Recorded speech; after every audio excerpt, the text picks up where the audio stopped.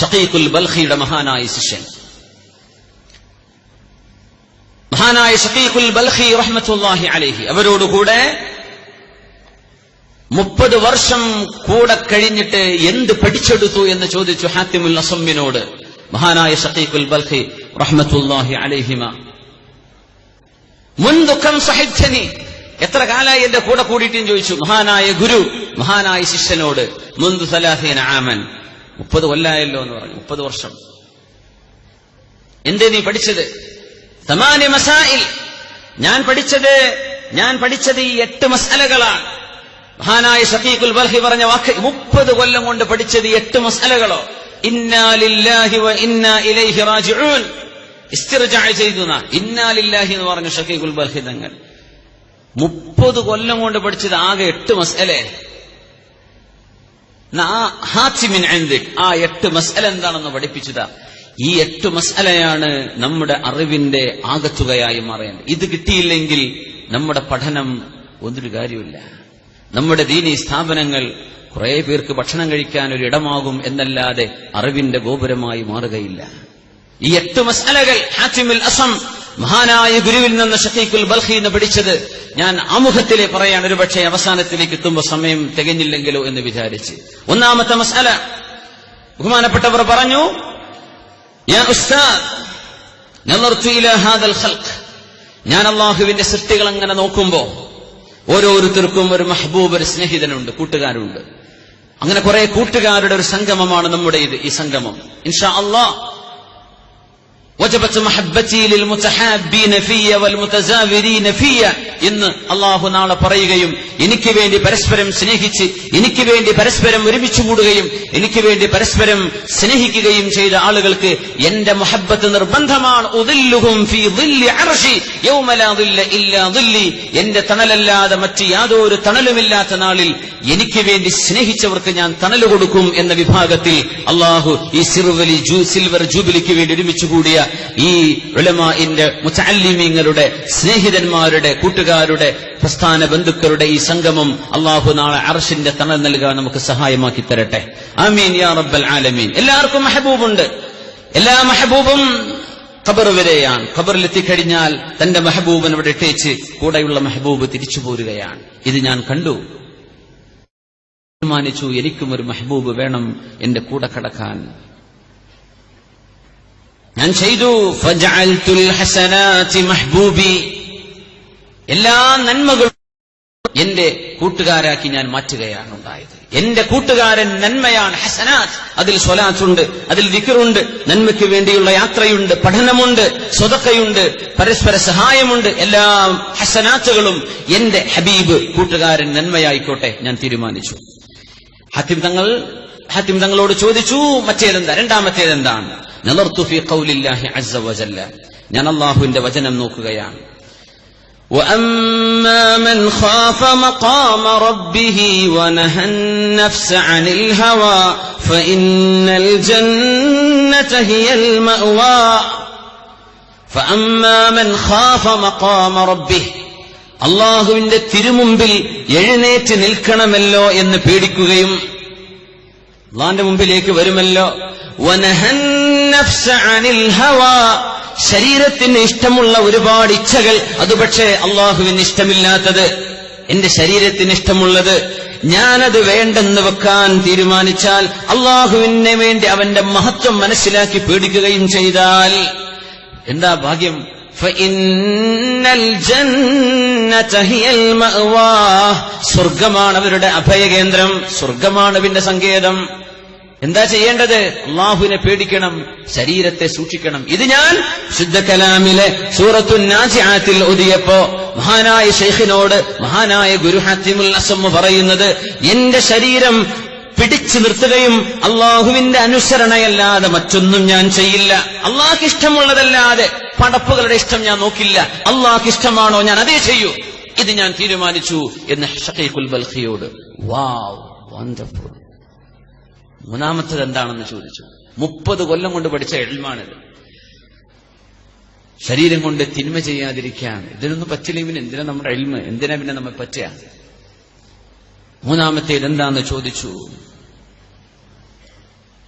എല്ലാവരും മനുഷ്യന്മാർ മുഴുവനും വിലപ്പെട്ടതൊക്കെ സൂക്ഷിക്കുന്നുണ്ട്. ചിലത് ബാങ്ക് ലോക്കറുകളാണ്, ചിലത് വീടിനുള്ളിലെ പെട്ടികളിൽ സൂക്ഷിച്ചു വെച്ചിരിക്കുകയാണ്.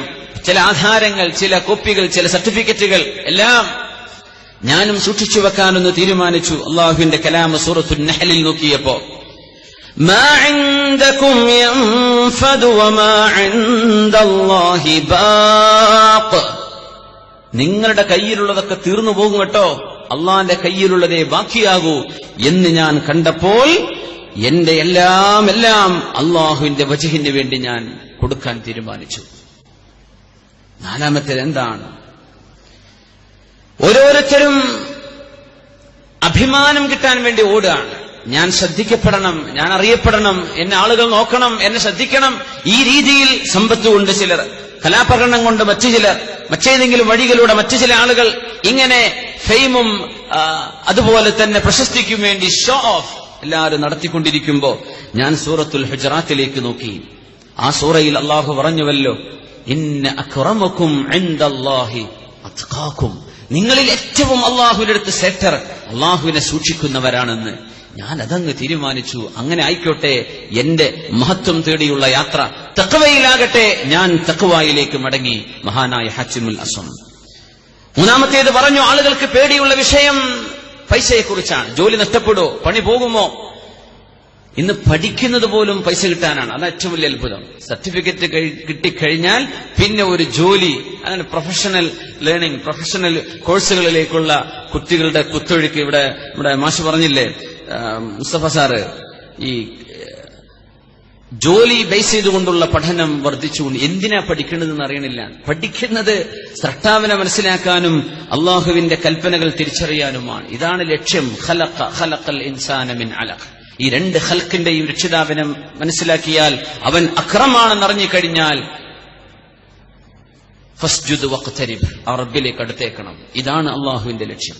ഇതിനാണ് നമ്മൾ പഠിച്ചത്. ഫസ്ജുദ് വഖ്തരിബ്, സുജൂദ് ചെയ്തേക്കണം, അള്ളാഹുവിലേക്ക് അടുത്തേക്കണം. ഓരോരുത്തരും ടെൻഷനാണ് ജോലിയെക്കുറിച്ച്, ഭക്ഷണത്തെക്കുറിച്ച്. ഞാൻ നോക്കി വിശുദ്ധ കലാമിൽ അള്ളാഹുവിന്റെ വചനമുണ്ട്, നഹ്നു ഖസംനാ മഈശതഹും ഫിൽ ഹയാത്തിദ് ദുനിയാ. നമ്മുടെ റിസ്കൊക്കെ അള്ളാഹു ഏറ്റെടുത്ത് കഴിഞ്ഞിട്ടില്ലേ? അത് പള്ളി നടത്തുന്ന കമ്മിറ്റിക്കാരൻ, പ്രസിഡന്റിന്റെയോ സെക്രട്ടറിയുടെയോ ഖജാൻജിയുടെയോ കയ്യിലല്ല. നഹ്നു ഖസംനാ മഈശതഹും ഫിൽ ഹയാത്തിദ് ദുനിയാ. ഇത് ഞാൻ മനസ്സിലാക്കിയപ്പോ ഞാൻ എന്റെ ആ ടെൻഷനൊക്കെ മുറിച്ചു കളഞ്ഞു. പിന്നെ എനിക്ക് ടെൻഷൻ ഉണ്ടായില്ല. പിന്നെ നോക്കി, ചില ആളുകൾക്ക് ശത്രുക്കളുണ്ട്. ഈ ലോകത്തിന്റെ അത്ഭുതം തന്നെ അതാണ്. ശത്രുതയില്ലാതെ ജീവിക്കാൻ കഴിയുന്നില്ല. ശത്രുക്കളില്ലാത്തൊരു ലോകം കാണൂല, ബാത്തിലില്ലാത്തൊരു ലോകം കാണൂല. ഈ പ്രപഞ്ചം അള്ളാഹുവിന്റെ സുന്നത്ത്, റബ്ബിന്റെ ചര്യ അങ്ങനെയാണ്. ബാത്തില് അതിന്റെ കൂടെ ഹക്കുണ്ടാവും, ഹക്കലിന്റെ കൂടെ ബാത്തില് കാണും. സത്യം പറയുന്നവരുടെ കൂടെ നുണ പറയുന്ന കുറെ ആൾക്കാർ കാണും, അല്ലെ? ഒരേ കൊടിന്റെ കൂടെ ഒരു കളറിന് മാറ്റിയിട്ട് വേറെ കൂടി അവിടെ തന്നെ. ഇങ്ങനെ കളവും നുണയും ഒക്കെ കൂടെ പോകുന്നൊരു ലോകമാണിത്. ഇതങ്ങനത്തെ ഒരു ലോകമാണ്. എല്ലാവർക്കും ശത്രുക്കളുണ്ട്. ഞാൻ തീരുമാനിച്ചു, എന്റെ ശത്രു ആരായിരിക്കണം? ഇന്ന ശൈത്വാന ലക്കും അദുവ്വൻ ഫത്തഖിദൂഹു അദുവ്വാ. പിശാച് നിങ്ങളുടെ ശത്രുവാണ്. അള്ളാഹുവിന് ഇഷ്ടമില്ലാത്തത് നിങ്ങളുടെ മനസ്സിൽ തരുന്ന ടെംപ്റ്റേഷൻ, അത് പൈശാചികമാണ്. എന്റെ ശത്രു പിശാചാണ്. ഞാൻ അവരെ തിരിച്ചറിഞ്ഞു.